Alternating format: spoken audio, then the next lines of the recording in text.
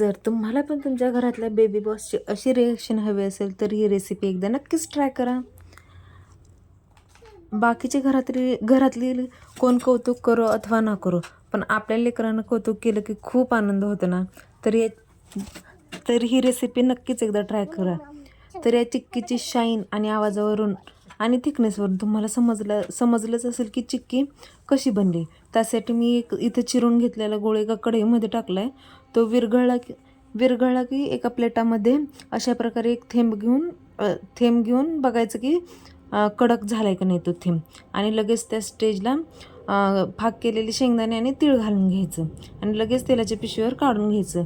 आणि जसं पाहिजे तुम्हाला, जसं त्रिकोण, गोल, चौकोन, जसं तुम्हाला त्याचा आकार पाहिजे त्या आकाराने तुम्ही कट करून घेऊ शकता. याच्या शाईन आणि आवाजावरून समजलं असेल की चिक्की कशी बनली ती. या प्रकारे एकदा चिक्की नक्की ट्राय करा तुम्ही. खूप खूप छान चिक्की बनते. आणि जर तुम्हाला याची संपूर्ण रेसिपी पाहिजे असेल तर मी आपल्या पेजवरती अपलोड केलेली आहे. तरी एकदा नक्कीच ट्राय करा. बाय.